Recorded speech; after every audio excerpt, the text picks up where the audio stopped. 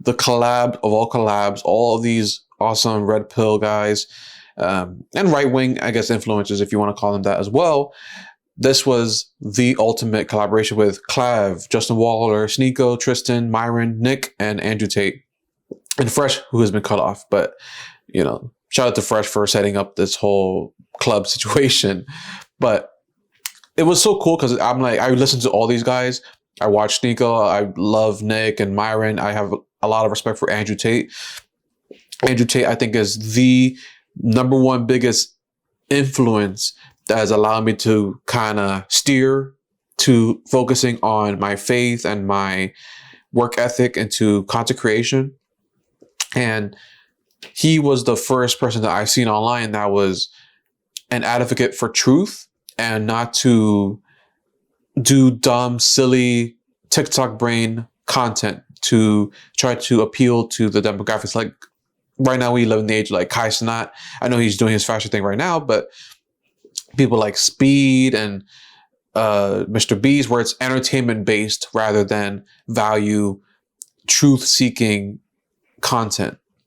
And that's why I have a lot of appreciation for all these guys here, because a lot of them have been demonetized, deplatformed, banned, and restricted on bank accounts, and just having any access to speak truth into the world. So watching this stream, it was so cool to see Nick and Myron squash their beef that they had. I did a video about that a couple of weeks ago, and I'm happy that they reconciled. I saw when Myron saw Nick, he gave him a big hug, and it was so genuine. It was like a big brother. Hey, listen, he was kind of like an older brother trying to protect Nick. Like no matter what, like he knows how important Nick is to the movement, and I'm just happy to see them reconcile.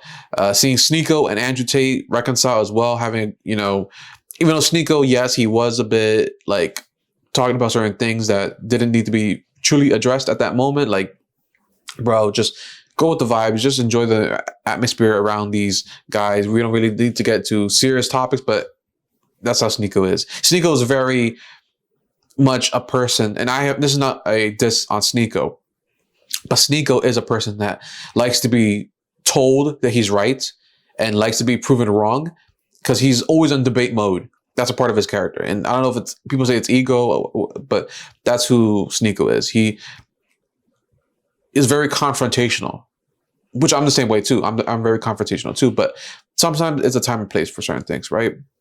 And seeing all these guys interact with each other was so fascinating to me. I wish I could be in a room like that with these guys. Seeing Clav talk to Justin Waller giving him advice on getting his suit tailored and what he can improve on, and them saying that they would vote for JD Vance. Him and Tristan were saying they would vote for JD over Gavin Newsom. Saying that they respectfully disagree with Clav's take when he was on Michael Knowles' show. I also appreciated that Sneako Fresh tried to end the beef with Sneako, but Sneako, he's not having any of it. But and it just seemed like a good talk with all these guys, and seeing how Tristan and Justin interact with other people.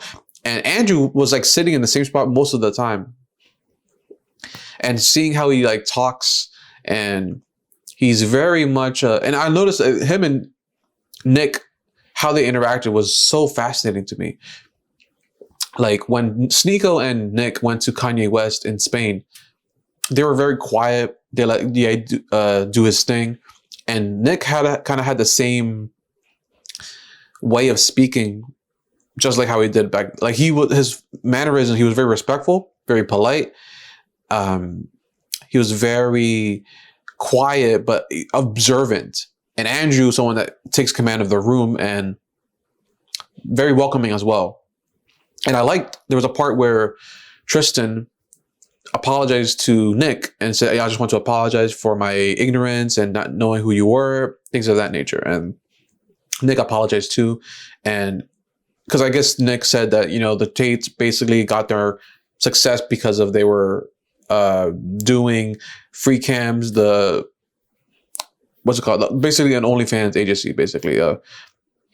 video cams agency. And Tristan was like, yeah, you're right. We did get rich because of that. So you have a valid point. So then they had the idea of going to the club, and I found it hilarious. I'm like, oh my God, Nick Fuentes at a club with all these guys, but most of them hate going to the clubs. And I just found it so funny, the idea of like Nick, his first time going to the club, just seeing how that would be. It was something that just that in itself is just a great content idea, because putting someone outside of their comfort zone, that's already something that is going to create curiosity. So yeah, and then this was just, again, the beginning of it all. So, and Nick, when they went to Vendôme, Nick was just aura farming the entire time. Clav was like having the time of his life. He loved it. And Sneako was having fun too. Justin and Tristan seemed like they were like having a little bit more fun. Andrew was the one that was kind of like, all right, I hate the club. He was like saying, I want to kill myself. And obviously the moment that everyone's been talking about, the whole Heil Hitler song that played, and I'm not going to snitch who did it. I know who. I was watching the whole stream, and I know who requested it, and it doesn't really matter.